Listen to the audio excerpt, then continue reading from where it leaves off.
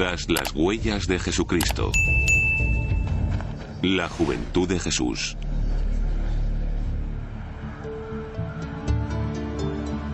Hacia el año 30 después de Cristo, Jesús de Nazaret fue detenido en Jerusalén y condenado a la cruz.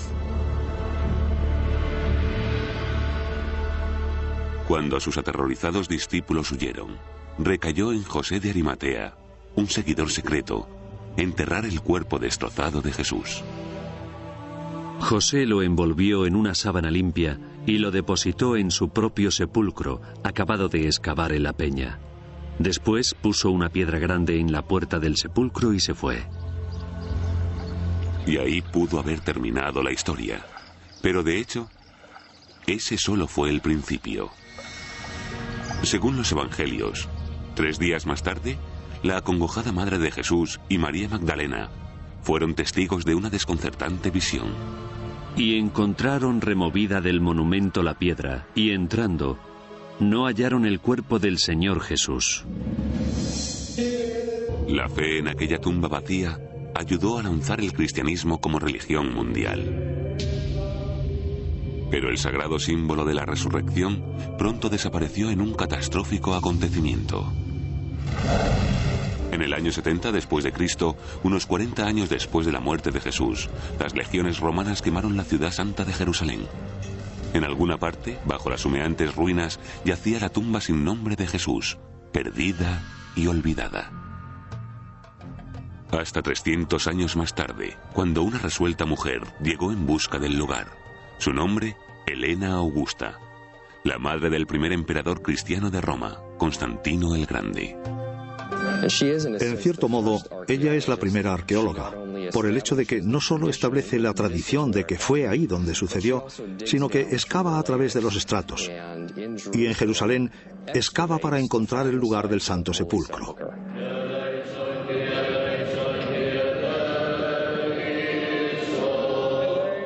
«1700 años más tarde, los peregrinos aún pueden ver y tocar la iglesia construida para conmemorar la tumba que dicen fue descubierta por Helena.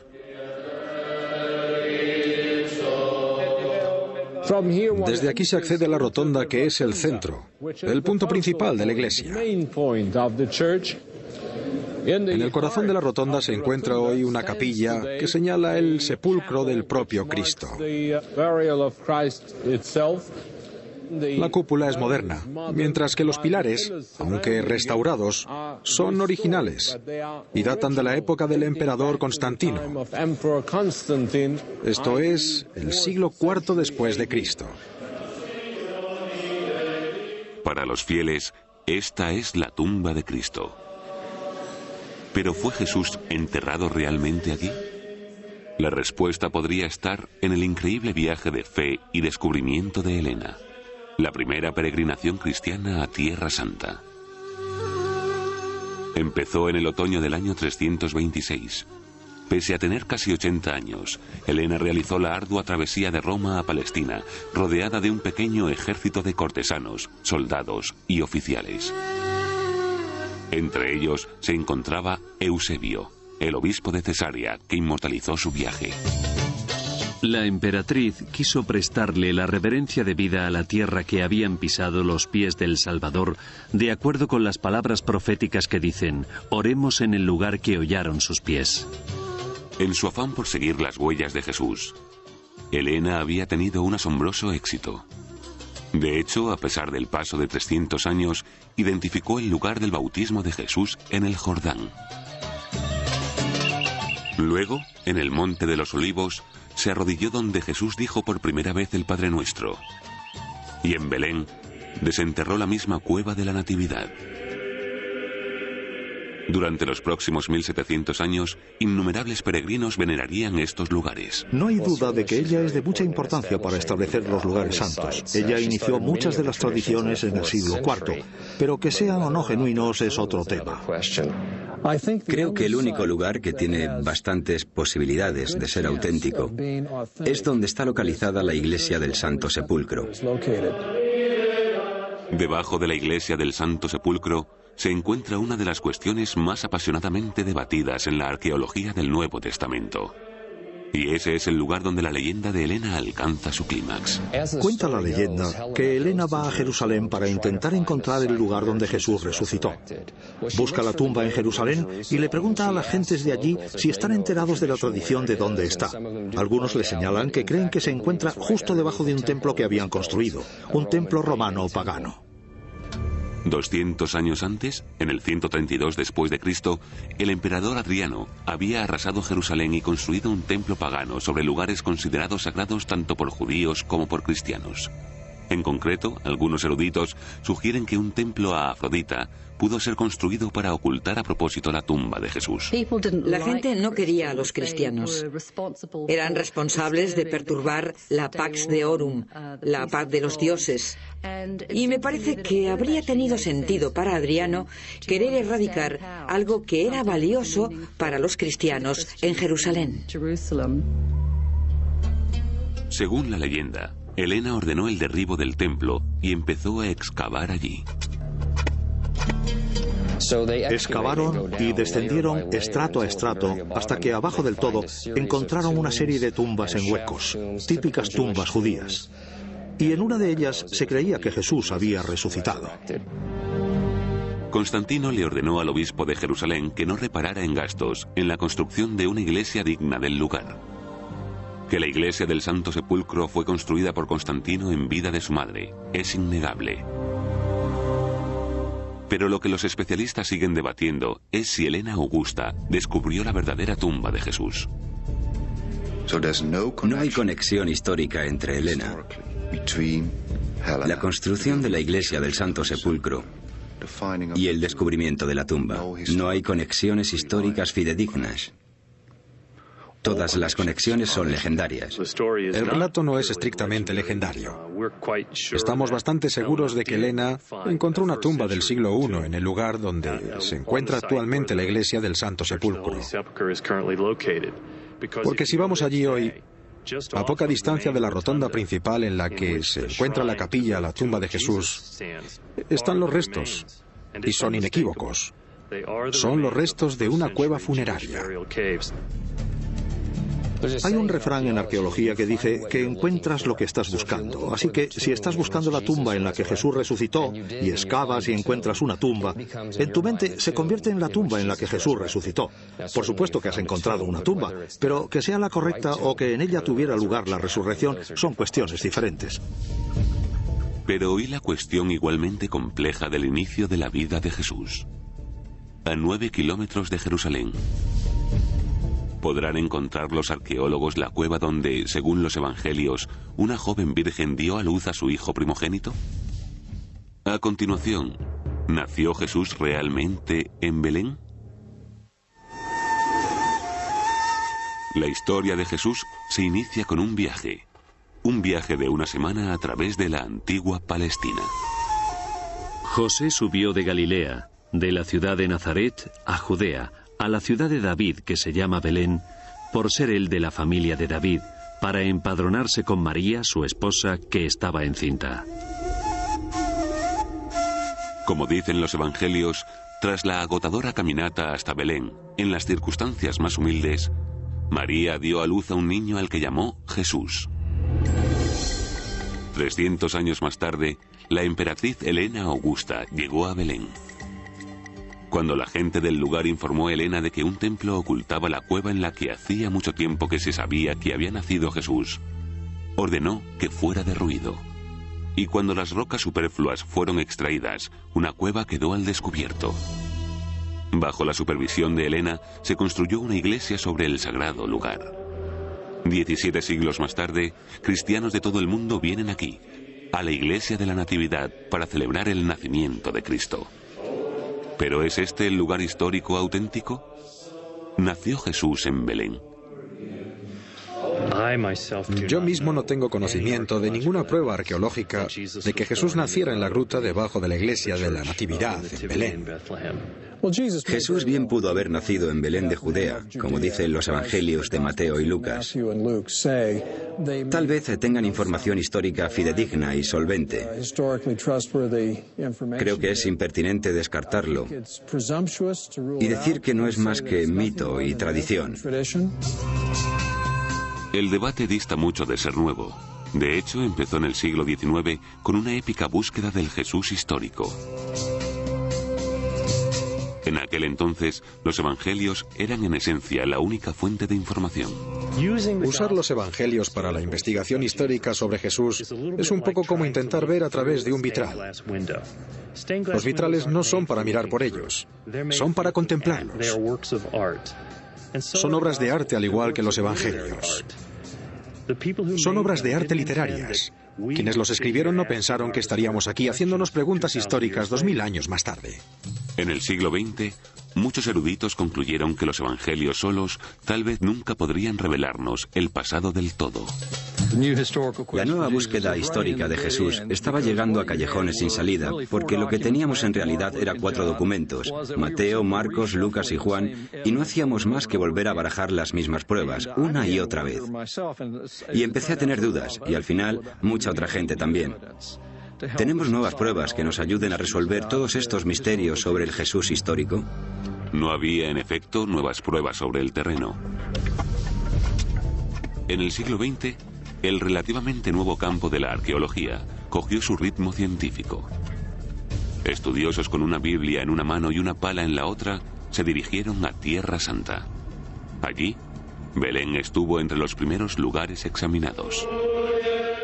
La Orden Franciscana de los Hermanos Menores, custodios de muchos de los lugares santos cristianos desde el siglo XIII, promovieron las excavaciones en Belén. Algunos historiadores creen que desenterraron pruebas sólidas de la Natividad. Creo que Jesús nació en Belén.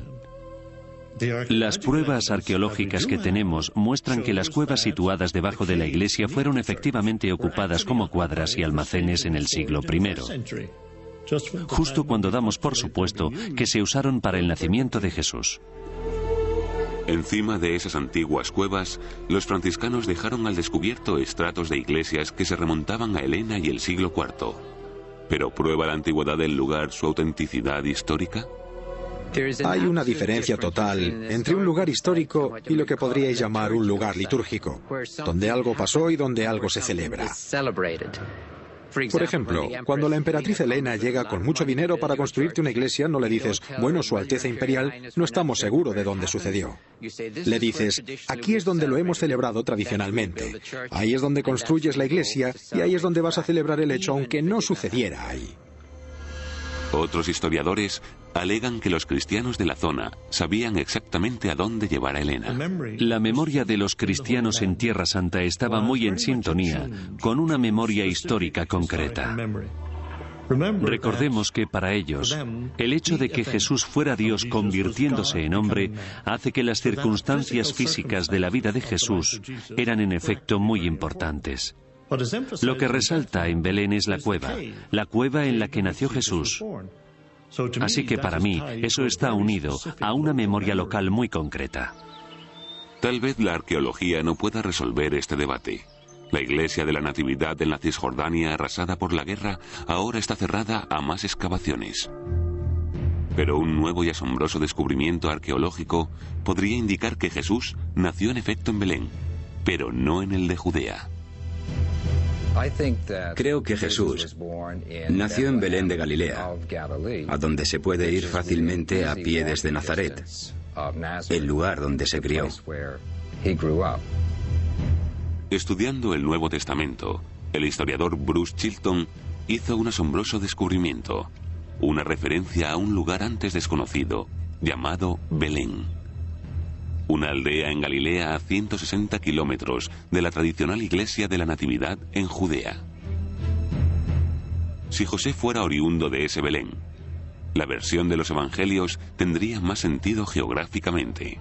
En lugar de hacer cruzar a María 160 kilómetros de tierra palestina al final de su 9º mes de embarazo, José simplemente la habría llevado a poca distancia de Nazaret a su casa en una aldea vecina. Arqueólogos israelíes excavando en la aldea de Belén de hoy día en Galilea descubrieron pruebas que respaldan la teoría de Chilton. Vasijas de cerámica exclusivas a la cultura material de los judíos de Palestina. Estas vasijas son universalmente aceptadas por los arqueólogos como indicadores étnicos. pruebas de la habitación judía de un lugar en el siglo I. ¿Son estos descubrimientos lo bastante sólidos para contradecir 2000 años de tradición? La arqueología no puede confirmar ni negar si Jesús nació aquí o allá. Belén en Galilea, Belén en Judea. No hay forma, cuando encuentras una casa, una cueva, un pesebre, de determinar arqueológicamente que ese sea en efecto el lugar donde nació Jesús. La localización de la Natividad tal vez permanezca siempre en el terreno del misterio y la fe, pero no la niñez de Jesús.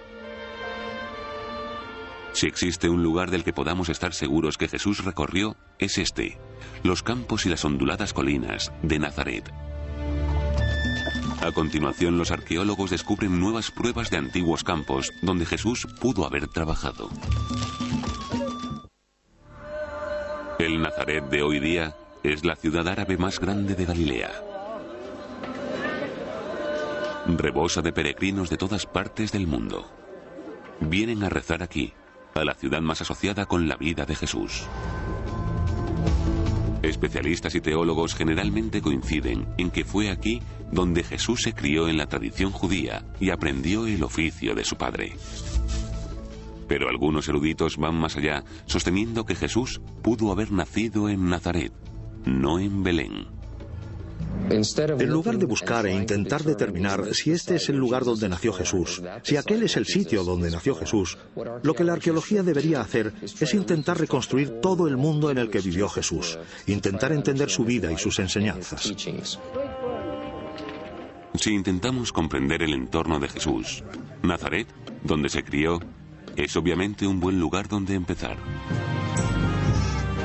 Aquí, como en Belén, los franciscanos empezaron a excavar a principios del siglo XX. Sus excavaciones nos dieron la oportunidad de ver la aldea de la juventud de Jesús. Gracias al trabajo que se ha hecho, ya sabemos lo suficiente para afirmar que es una aldea pequeña, una aldea de campesinos, y que quizás habría 300 o 400 personas viviendo allí en tiempos de Jesús. Según se fue expandiendo el pueblo con el tiempo, gran parte de la antigua aldea fue empedrada, y las excavaciones arqueológicas fueron limitadas. En 1997 empezaron los trabajos en la aldea de Nazaret, una recreación multimillonaria del pueblo natal de Jesús. Como preludio de la construcción, los promotores encargaron un reconocimiento arqueológico de rutina. Pero cuando el arqueólogo Ross Boss condujo un primer estudio del lugar, sus hallazgos no resultaron ser rutinarios ni mucho menos. En nuestro reconocimiento descubrimos que había muchísimas terrazas aquí y encontramos una prensa de uvas parcialmente enterrada, así que supimos de inmediato que aquí había antigüedades y decidimos que este sería un buen lugar para excavar. Pese a la presencia de una prensa de uvas muy antigua, Boss nunca esperó encontrar nada del siglo I. Pero con una perforación de sondeo, el escepticismo devino en asombro.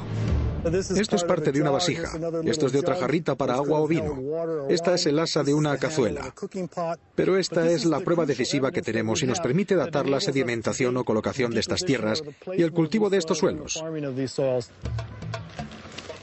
Sabemos por el material exclusivo del siglo I que ese fue el periodo principal cuando las terrazas se crearon y utilizaron. Boss se había tropezado sin darse cuenta con los campos trabajados durante la vida de Jesús. Una excavación a fondo empezó a revelar mucho sobre la vida cotidiana en el Nazaret del siglo I. Aquí a mi derecha tenemos una pila donde se habrían conservado las uvas a la espera de ser prensadas en el centro de este lagar, que es un cuadrado tallado en la roca. Y cuando las uvas fueran pisadas por 2 o 3 personas, el zumo empezaría a bajar y caer en esta cuba donde se dejaría fermentar durante 2 o 3 días, lo que iniciaría el proceso de convertir las uvas en vino. Incluso una ojeada rápida a los evangelios revela a un Jesús profundamente familiarizado con esta vida agrícola. Yo soy la vid verdadera, y mi Padre es el vendimiador. Todo sarmiento que en mí no dé fruto, lo cortará, y todo el que dé fruto lo podará para que dé más fruto. Todas estas imágenes tenían que provenir de la experiencia personal, y toda esa experiencia nacería aquí, en esta ladera, a las afueras de la aldea de Nazaret. Pero otros estudiosos lucharon durante mucho tiempo para entender otra referencia agrícola concreta. Un hombre plantó una viña, y la cercó de muro, y cavó un lagar, y edificó una torre, y la arrendó a unos vendimiadores, y partió lejos. Suponiendo que las atalayas no tenían cabida en un campo agrícola, muchos eruditos creyeron que la torre de la parábola era una inclusión posterior en el relato del Evangelio hasta que Ross Boss hizo un asombroso descubrimiento. Conforme subo por esta colina que está muy erosionada y en la que vemos mucha roca expuesta donde las terrazas se han derrumbado y las tierras de cultivo han sido arrastradas, tenemos en este escalón una de las terrazas conservadas que acaba encontrándose con una gran atalaya de piedra. Y esta torre en concreto está apenas a 6 metros de otra atalaya más abajo en otro escalón. Y detrás de nosotros está la torre más grande. Boss había descubierto no una, sino 3 atalayas del siglo I en los campos de Nazaret. ¿Por qué estaban allí? ¿Qué vigilaban? La función de esas torres era proteger los cultivos durante la cosecha. Normalmente en agosto, cuando las uvas estaban maduras y listas para ser cogidas y llevadas a prensar para convertirlas en vino, con frecuencia era una tentación para los agricultores vecinos robar en los campos de al lado para conseguir una cantidad adicional de producto con la que pagar los impuestos. Así que en los meses de septiembre y octubre, cuando las uvas estaban maduras para ser cosechadas, la gente vivía en las torres de día y de noche durante esos meses para asegurarse de que nadie fuera a robarles.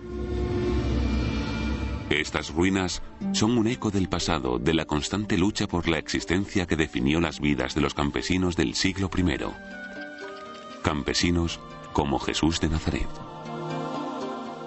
Alguien como Jesús vendría aquí regularmente para ayudar con la cosecha, para ayudar con la conservación de las terrazas, para pisar la uva en el lagar, para recoger las aceitunas y prensarlas para hacer aceite.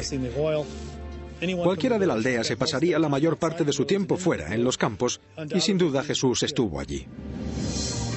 ¿Pero fue este todo el mundo de Jesús? Uno de los hallazgos más sorprendentes del siglo XX indica que después de todo, la juventud de Jesús pudo no estar limitada a las atalayas y los campos de Nazaret. De haber venido a Nazaret cuando Jesús tenía 20 años y haber dicho, quería hablar con Jesús, probablemente nos habrían dicho, pues está allí, en Séforis. Tras la natividad y una mención de pasada a la niñez de Jesús en Nazaret, los evangelios guardan silencio. Cuando volvemos a encontrar a Jesús, ya tiene alrededor de 30 años y está a punto de ser bautizado. En el intervalo se encuentra la juventud perdida de Jesús. El deseo antiquísimo de rellenar las páginas que faltan en la biografía de Jesús ha producido relatos tan extravagantes como el de un Jesús adolescente viajando a la India para intercambiar conocimientos con Buda. Irónicamente, un descubrimiento arqueológico moderno indica que Jesús tal vez solo necesitó desplazarse a 1 hora de su casa para entrar en un mundo que le era totalmente ajeno. Jesús tal vez pasó su juventud en la cosmopolita ciudad de Séforis. En 1931, el arqueólogo pionero Leroy Waterman descubrió la antigua Séforis apenas a 11 kilómetros de Nazaret.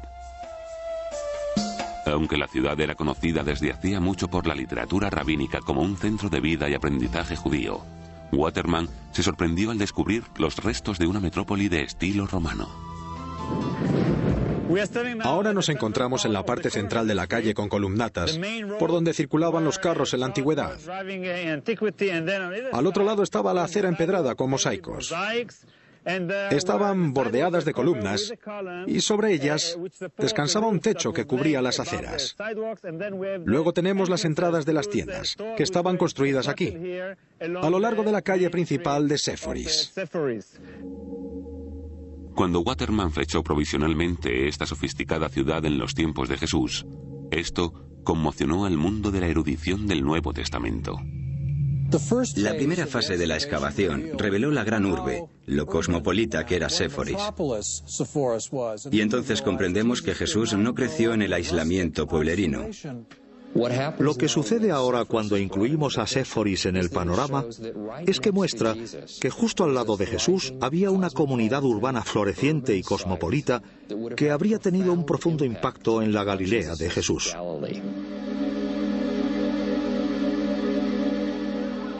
En el año 4 a.C., Séforis fue el centro de una revuelta judía contra la dominación imperial.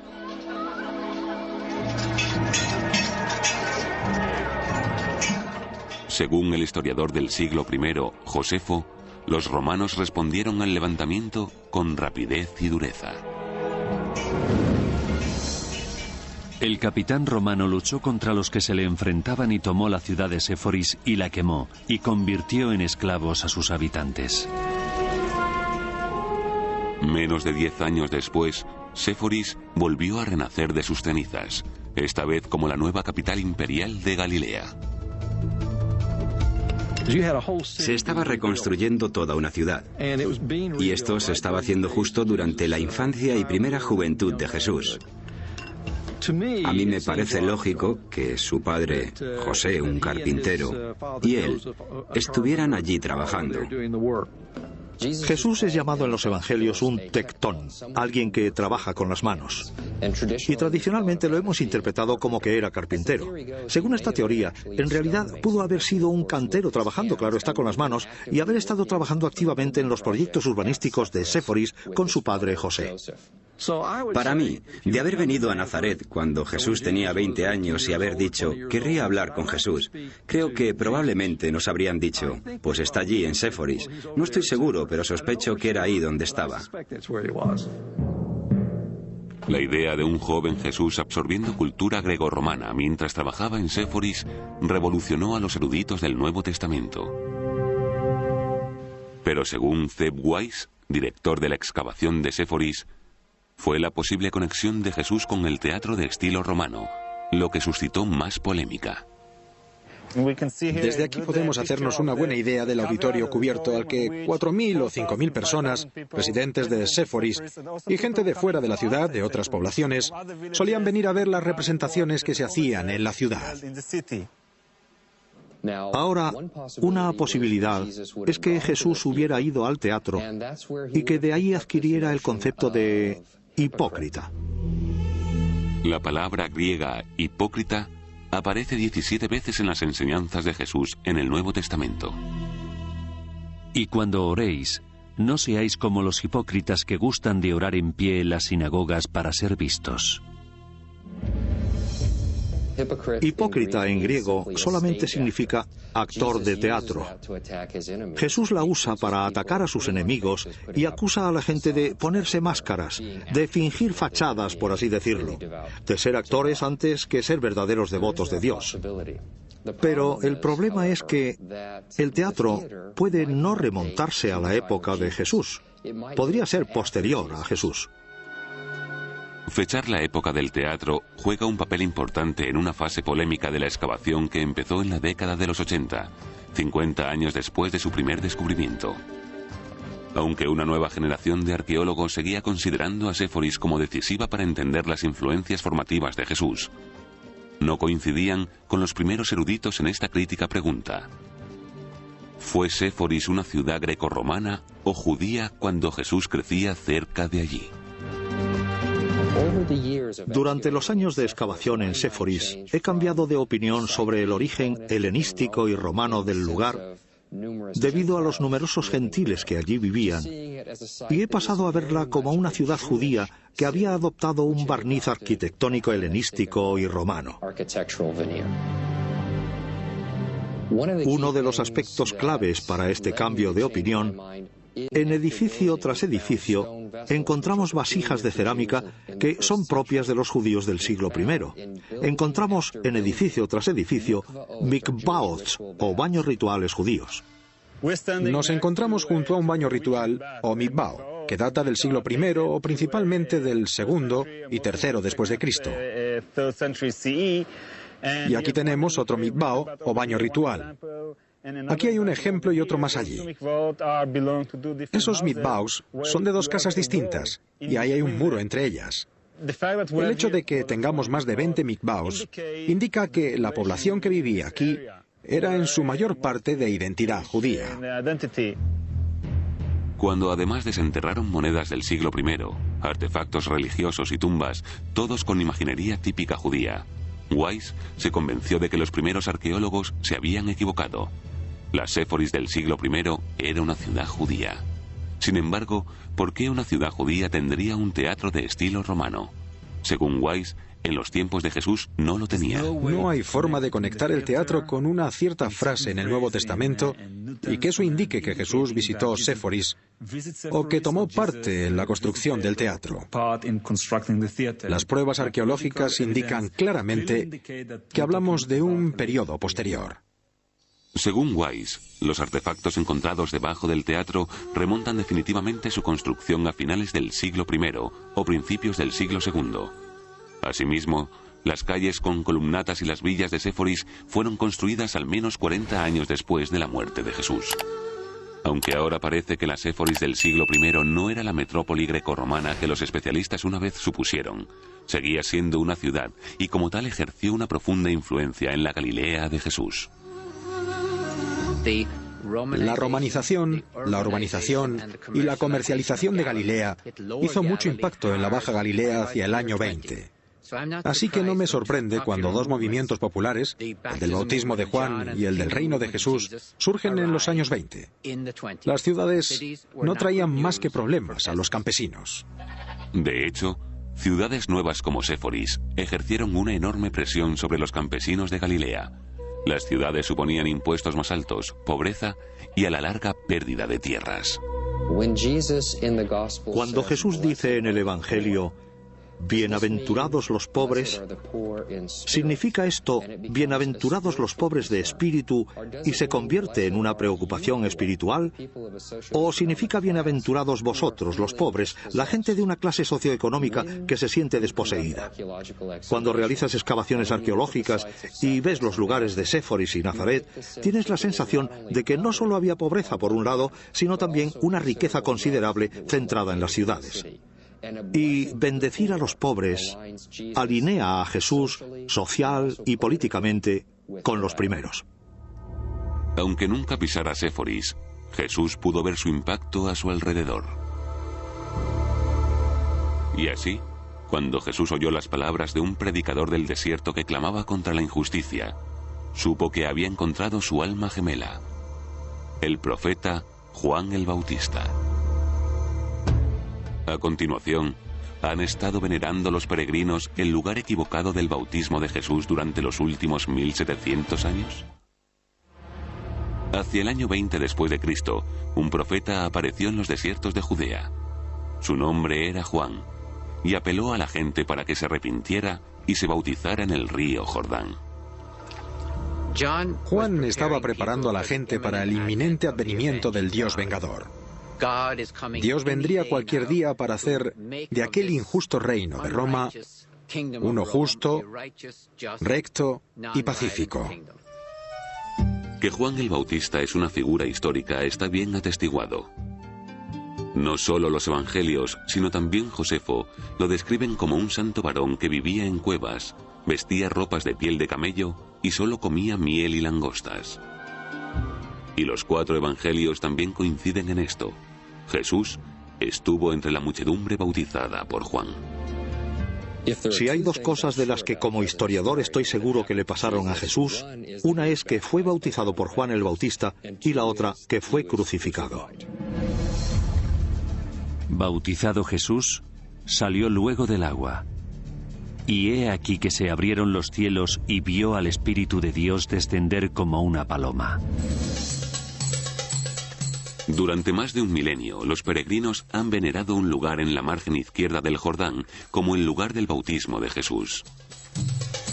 Pero nuevas pruebas asombrosas pueden indicar que ese lugar, localizado en el Israel de hoy día, tal vez sea el lugar equivocado desde el principio. En 1999, el arqueólogo jordano Muhammad Wahib hizo una afirmación incendiaria. Había encontrado el auténtico lugar del bautismo de Jesús en la margen derecha del río Jordán. Debemos decirle la verdad a la gente, que hemos descubierto el lugar. No estamos compitiendo con el otro lado, ni con los israelíes, ni los palestinos. Solo buscamos la verdad y la hemos encontrado. La certeza de Wahib descansa sobre uno de los tesoros arqueológicos más ricos jamás descubiertos en Oriente Próximo, con el que se encontró en 1996, cuando oficiales del ejército jordano le informaron de unas ruinas en tierra de nadie que habían sido destinadas a minas terrestres y malas hierbas. Excavando a lo largo del lecho del río ahora seco, Wahib se quedó estupefacto cuando descubrió los restos no de una sino de 3 iglesias de los siglos V y VI construidas una encima de la otra. Así que aquí estaba el altar de la iglesia y el suelo del mosaico que se ha salvado de la destrucción. Wahib se convenció enseguida de que estas iglesias fueron construidas por los emperadores cristianos bizantinos para conmemorar uno de los lugares más importantes de la cristiandad. Los bizantinos creyeron que Jesucristo estuvo ahí con Juan el Bautista. Así que este es un sitio sagrado para los bizantinos. Y de ese modo conocen el lugar exacto donde el Señor fue bautizado. Luego tenemos una escalinata conectada a esta iglesia, que desciende más de 22 peldaños, hasta una zona plana y ancha, cerca del agua donde los bizantinos creyeron que había estado el Señor. Todos estos símbolos son buena prueba de que los cristianos quisieron conmemorar su propio bautismo haciendo esto, grabando esas cruces en el muro. Wahib ha encontrado pruebas de peregrinación. Lo que comenzó con Helena en el siglo IV creció exponencialmente en los siglos siguientes. Pese a los graves peligros y las duras condiciones, miles de peregrinos viajaron a Tierra Santa, donde se construyeron instalaciones para recibirlos. A poca distancia a pie del lugar del bautismo en el lecho del río, Wahib encontró los restos de una de esas estaciones de peregrinos a la sombra de una colina, llamada por los árabes de la zona como la colina de Elías. En la estación de peregrinos había habitaciones para dormir. Había una cocina y a veces una casa de oración, una pequeña iglesia o capilla. Y al día siguiente se levantaban y continuaban su peregrinación a la colina de Elías. En la excavación cada vez más amplia, Wahib ahora ha centrado su atención en la colina de Elías. Para su asombro, descubrió extensas y fascinantes ruinas, incluyendo 3 iglesias, un monasterio y enormes piscinas bautismales. Desde aquí se puede ver esa piscina. Hicieron una escalinata y aquellos peldaños diseñados para facilitar la entrada de los peregrinos y creyentes. Y luego, para entrar en la piscina, hay una escalinata amplia. Si se quiere entrar en la colina de Elías, antes hay que hacerlo aquí. Bañarse, limpiarse, hacer un bautismo de inmersión y luego continuar la peregrinación a las iglesias, los santos, y después a los hechos sagrados en la colina de Elías. Pero ¿por qué los peregrinos cristianos abandonaron el lugar del bautismo en el lecho del río para visitar la colina de Elías? El sitio donde, según la tradición, el profeta del Viejo Testamento, Elías, ascendió a los cielos. Porque como Elías vino aquí, Juan el Bautista vino aquí. Para Wahib, todas las cosas se estaban aclarando. Esta era la zona descrita en los diarios de antiguos peregrinos como poblada con ermitaños que vivían en cuevas y monjes que, al menos ya en el siglo III, habían venido a vivir en el desierto de Juan el Bautista. Ya tenemos restos de 3 cuevas, hechas en la ladera occidental de la colina de Elías. Horadaron la roca e hicieron las 3 cuevas. Los monjes vivieron aquí a partir del siglo I después de Cristo, cuando Juan el Bautista empezó su misión y sus prédicas en el desierto y preparó a los discípulos de Jesucristo. Así que él inició su misión aquí y durante ese tiempo no hubo palacios, no hubo casas, solo las cuevas donde vivir como ermitaños. De manera que hemos descubierto los restos de los eremitas que vivieron aquí en esas cuevas con Juan el Bautista. Pero en los diarios de Helena, el peregrino más famoso de todos, Wahib encontró pruebas de que había descubierto restos conectados directamente con Juan el Bautista. La emperatriz Helena llegó al río Jordán, en el que nuestro Cristo y Señor fue bautizado por nuestra salvación, y cuando dijo que había cruzado el Jordán y encontrado la cueva en la que su precursor solía vivir, hizo que se construyera una iglesia en nombre de Juan el Bautista. Mirad aquí los cimientos de la iglesia. Construyeron delante del ábside. Ahora el ábside es la cueva, de modo que se convierte en el ábside de la iglesia. Pero fue junto a la iglesia donde Wahib encontró el hallazgo que más hace reflexionar pese a ser imposible de probar. Excavamos ahí, al lado de las vigas de madera, y encontramos una calavera. ¿Por qué una calavera sola enterrada aquí sin un cuerpo? Y la respuesta viene de las páginas del Evangelio de Marcos, capítulo 6, cuando Juan el Bautista fue decapitado. Cuando Wahib publicó su informe sobre la excavación, fue un pararrayos para la polémica. Los jordanos afirman que aquel es el lugar genuino y están construyendo un centro turístico allí. Y gente en Israel afirma que este es el auténtico, al otro lado. Y así tenemos dos lugares que compiten entre sí. Y el porqué de eso probablemente esté más relacionado con la economía contemporánea y el atraer turistas que vengan a cada lugar que con la realidad de que Jesús o Juan el Bautista estuvieran activos aquí. Por supuesto que Juan el Bautista es probable que estuviera activo en algún lugar en esta zona, y el descubrimiento muestra que en los siglos IV y V había cristianos que creían que tal vez este era el lugar donde Juan el Bautista había estado activo. Pero que el lugar sea el correcto o no es muy especulativo. Pero otros especialistas apoyan a Wahib sosteniendo que ha encontrado pruebas tangibles de los relatos del Evangelio. El lugar del bautismo de Jesús está claramente indicado en los Evangelios. No hay duda de que Juan el Bautista estuvo trabajando en la margen derecha del Jordán al otro lado de Jericó. Estoy plenamente convencido. Pese a la polémica y el clima explosivo de las actuales relaciones árabe-israelíes, las pruebas fueron lo bastante contundentes para que el Papa Juan Pablo II incluyera el nuevo lugar en su peregrinación a Tierra Santa en 2000. Al final, el Papa no bendijo ni la margen izquierda ni la derecha, sino las aguas del Jordán. Esto es lo que sabemos. Jesús era otro cuando salió de estas mismas aguas.